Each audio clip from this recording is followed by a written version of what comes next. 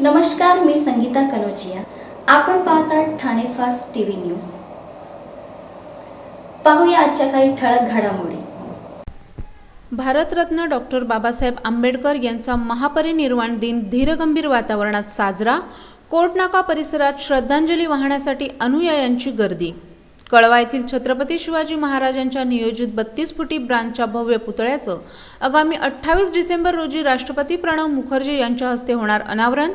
आणि ठाणे जिल्हा परिषदेतील माध्यमिक विभागाचे माजी शिक्षणाधिकारी अशोक भागवत यांच्यावर शिक्षक व शिक्षकेतर कर्मचाऱ्यांना बेकायदेशीरपणे मान्यता दिल्याप्रकरणी कारवाई करण्यात यावी.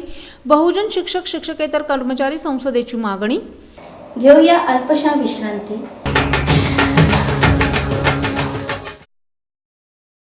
मीटिंगवर मीटिंग्स करतानाही होतील पे सगळे बिल्स. बायको सोबत शॉपिंगला घ्या बॅलन्स चेक करायचा थ्रिल.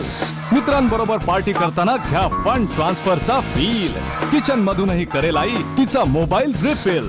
सर्व काही होईल शक्य जर असेल हाती TJSB मोबाईल बँकिंग.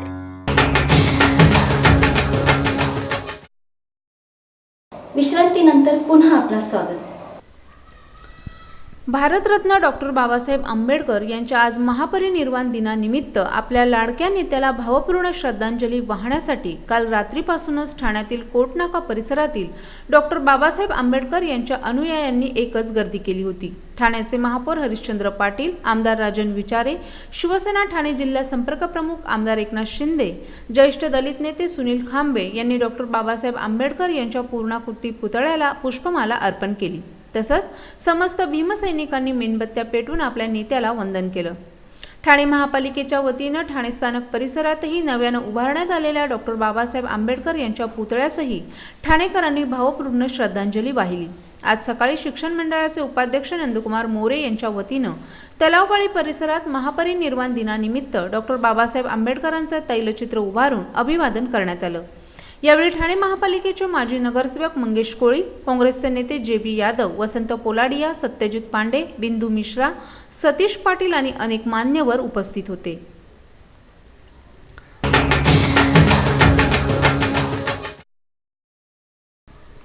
कळवा येथील छत्रपती शिवाजी महाराजांच्या नियोजित 32 फुटी ब्रांचच्या भव्य पुतळ्याचं अनावरण 28 डिसेंबर रोजी राष्ट्रपती प्रणव मुखर्जी यांच्या हस्ते होणार असल्याची माहिती आज राष्ट्रवादी काँग्रेसचे कार्याध्यक्ष आणि कळवा मुंब्र्यातील आमदार जितेंद्र आव्हाड यांनी आयोजित पत्रकार परिषदेत दिली. यावेळी ठाणे महापालिकेचे विरोधी पक्षनेते हनुमंत जगदाळे, ज्येष्ठ नगरसेवक नजीब मुल्ला, राष्ट्रवादी काँग्रेसचे ठाणे शहर अध्यक्ष मनोज प्रधान आदी उपस्थित होते. हा कार्यक्रम ठाणे महापालिकेच्या वतीनं आयोजित करण्यात आला असून यावेळी महाराष्ट्राचे मुख्यमंत्री पृथ्वीराज चव्हाण, उपमुख्यमंत्री अजित पवार, केंद्रीय कृषी मंत्री आणि राष्ट्रवादी काँग्रेसचे अध्यक्ष शरद पवार, ठाण्याचे महापौर हरिश्चंद्र पाटील, राज्यपाल शंकर नारायणन उपस्थित राहणार असल्याची माहिती आव्हाड यांनी यावेळी दिली. प्रणव मुखर्जी यांनी या कार्यक्रमाला यावे यासाठी मुंब्रा कळव्याचे आमदार जितेंद्र आव्हाड यांनी पुढाकार घेतला असून राष्ट्रपतींच्या या दौऱ्यानिमित्त आवश्यक असणारी सुरक्षा व्यवस्था लक्षात घेता ठाणे पोलिसांनी ही तयारी सुरू केली आहे.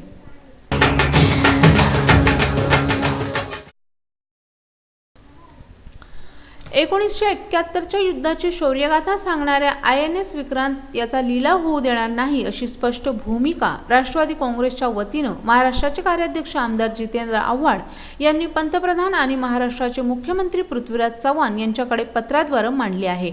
1971च्या युद्धात महत्त्वाची भूमिका तत्कालीन INS विक्रांत यांनी बजावली होती. भारताची शौर्यगाथा सांगणाऱ्या या जहाजाचा कदापि लिलाव करू नये अशी भूमिका आव्हाड यांनी घेतली आहे.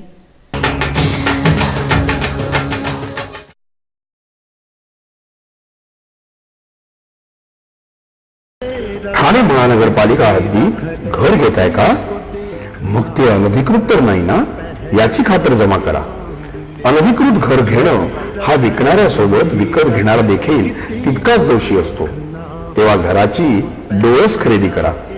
आपली कुठे फसवणूक तर होत नाही ना, यासाठी ठाणे महानगरपालिका मुख्यालयातील 4थ्या मजल्यावरील बांधकाम विभागात घराचा सर्वे नंबर, टिक्का नंबर याची खातर जमा करा.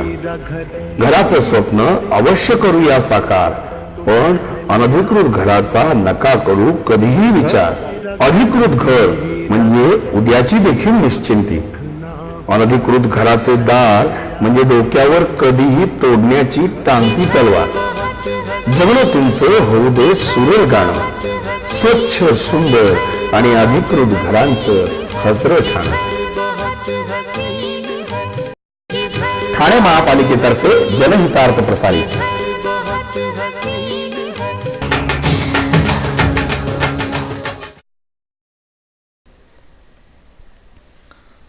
ठाणे जिल्हा परिषदेतील माध्यमिक विभागाचे माजी शिक्षणाधिकारी अशोक भागवत यांनी आपल्या कारकिर्दीत 120 शिक्षक व 45 शिक्षकेतर कर्मचाऱ्यांना बेकायदेशीरपणे मान्यता दिल्याप्रकरणी त्यांच्यावर कारवाईचा बडगा उगारण्यात येणार आहे. राज्याचे शिक्षण संचालक सर्जेराव जाधव यांनी याबाबतचा गोपनीय प्रस्ताव शिक्षण सचिव सहारिया यांना पाठवला असून शिक्षकांना मान्यता देताना अनियमितता झाल्याचे मान्य करण्यात आलं आहे. त्यामुळे शिक्षण विभागातील कर्मचारी आणि अधिकाऱ्यांचे धाबे दणाणले आहेत. अशोक भागवत हे जिल्हा परिषदेत शिक्षणाधिकारी म्हणून कार्यरत होते.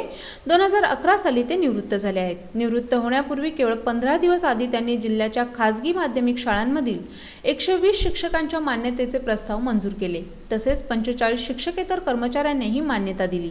हे करीत असताना त्यांनी रोस्टर, शिक्षण विभागाची NOC, कोकण विभागातील मागासवर्गीय कक्षामधील रोस्टर तपासणं, शिक्षक भरतीची जाहिरात दिली की नाही ही बाब तपासून पाहणं, विद्यार्थ्यांची पटसंख्या याची शहानिशा केली नाही. अनुसूचित जातीमधील शिक्षकांना 22% आरक्षण असून नियम डावलून शिक्षणाधिकारी भागवत यांनी खुल्या प्रवर्गातील शिक्षकांना मान्यता दिली. या प्रकरणी बहुजन शिक्षक शिक्षकेतर कर्मचारी संसद या संस्थेने बेकायदा शिक्षक भरतीचे पुरावे शालेय शिक्षण मंत्री राजेंद्र दर्डा यांच्याकडे 22 सप्टेंबर 2011 रोजी सादर केले होते. त्यावर उचित कारवाई करून चौकशी अहवाल पाठवण्याचे आदेश त्यांनी दिले होते. या संपूर्ण प्रकरणाची चौकशी सदर आदेशानंतर शिक्षण संचालनालयाने केलं असून शिस्तभंग तसंच कारवाई करण्याबाबतचा गोपनीय प्रस्ताव राज्याच्या शिक्षण संचालनालयास पाठवला आहे.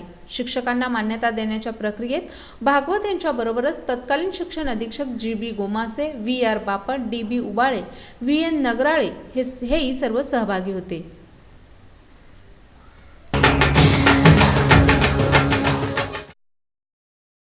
सहारा आर्ट अँड क्राफ्ट या हँडीक्राफ्ट आणि हँडलूमचं भव्य प्रदर्शन आणि विक्री 30 नोव्हेंबर ते 22 डिसेंबर 2013 दरम्यान सकाळी 10:30 ते रात्री 9:30 वाजेपर्यंत एकाच छताखाली 150 कारागीर आणि त्यांच्या कारागिरीतून निर्मित केलेल्या वस्तूंचं भव्य प्रदर्शन. यायला विसरू नका, आजच भेट द्या. स्थळ पोलीस परेड ग्राउंड, सेंट्रल मैदानासमोर, कोर्ट नाका, ठाणे पश्चिम.